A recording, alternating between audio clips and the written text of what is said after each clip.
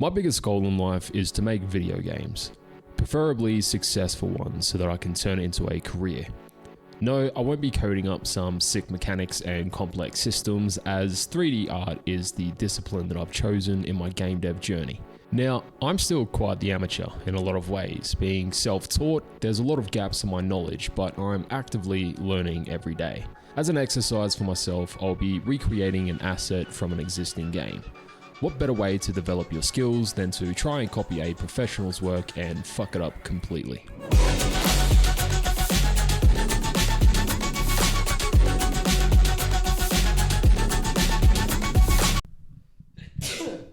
God damn. Now, I don't know how to move into the next point of the video, so Arc Raiders. Now, unless you've been living under a rock, then you've probably played or at least heard of this game. It hit the scene a couple of weeks ago as of recording this video, and let's be honest, it's pretty kick-ass. It's got tons of action, tons of laughs, it feels good to play, and the graphics are stunning. I figured I'd recreate this extraction point that you see right here. It's the place that you're always happy to see, but also at the same time induces extreme amounts of anxiety because you're expecting some rat to be camping it with a jolt line. Now, before I start modeling anything, I need references of the model that I'm trying to create.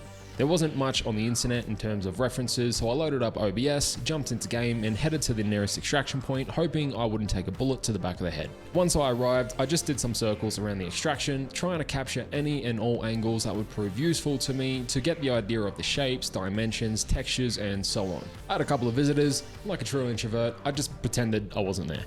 My intrusive thoughts got the best of me though, and I decided to dump a few bullets in him as he was running off like a true coward. But once I got all the footage that I needed, I jumped into Blender and started modeling up the extraction point.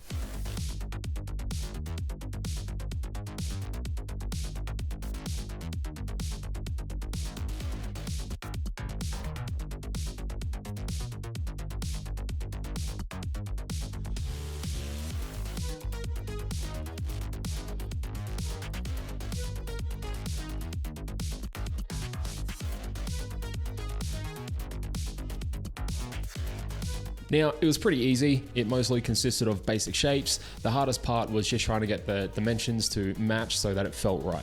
Something you'll probably learn pretty quickly when doing 3D art is, most of the time, while game assets look complex, they are generally just basic shapes when you strip away all the textures. Of course, there's a lot that goes into creating good textures, sometimes by means of creating a high poly detailed mesh and baking all that information into a lower poly version of itself. And then you've just got a low poly mesh with all the details baked into it. In this case though, the workflow is pretty simple and straightforward.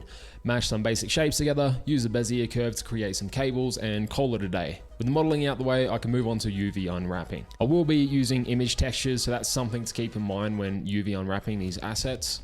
But it was pretty simple. Add a couple of seams, move some UV islands around, and done. Not much to it. I headed over to textures.com, picked up some concrete textures, threw them on the concrete corners, slapped some grunge maps over the top, and added some procedural noise to give it a little bit more grit. I added this white paint down the bottom via a gradient texture node with a little bit of noise to give this line a little bit of inconsistency. I added some edgeware via my edgeware generator. Pick it up for $4 if you want to support the channel, link in the description. And I just used it to mask a little bit of damage along the edges. For the satellite dish, I used a Voronoi texture node to add a pattern of circles and outfit them out to create the holes. This is just a quick and easy way to save on poly count. I added some noise and grunge to dirty it up and moved on to the green metal framing. For the metal framing sections, I jumped into Photoshop and layered some images and grunge over each other and added some more edgeware inside of Blender. For the doors, pretty much the same thing, just found some images that look similar, mashed them together, and bring them into Blender also. I felt like messing around with a bit of texture painting, so I set up a mask and brush to add in a bit of damage to the paint,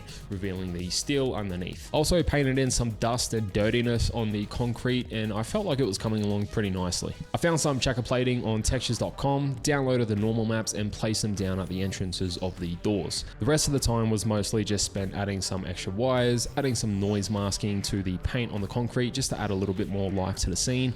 I added some fog, fixed the lighting up a little bit, and this is the end result.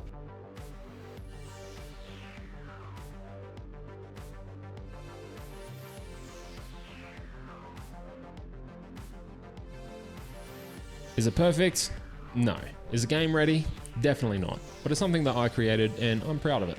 If I were to make this game ready, I would need to spend a little bit more time just fixing some bits and pieces, decimating these wires to lower the poly count, spending a little bit more time UV unwrapping the models better so I can texture paint them with some more detail and variety, as well as just a couple of other things. But here is the final result. I had a bit of trouble rendering the fog. It looks a little bit compressed, but it's not too big of a deal to me. Exploring and recreating game assets can be a lot of fun. There is a lot to learn when trying to figure out how an artist created something to look a certain way. It forces you to try new things out and keeps your skills sharp while practicing and developing your skill set. This was just a fun little challenge, and I would love to explore some more assets from other games. If you have any recommendations on what kind of other game assets I could create, let me know down in the comments. I'd love to see what you guys think. But to finish up this video, here is some art of the week that has been submitted to my Discord channel.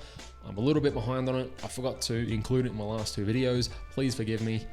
We'll leave a link to the Discord channel if you'd like to join a growing community of game devs and game dev artists. Also recently enabled channel memberships, so if you'd like to support the channel, feel free to sign up via the join button down below. Anyway, this is a bit of a shorter video, so I do apologize.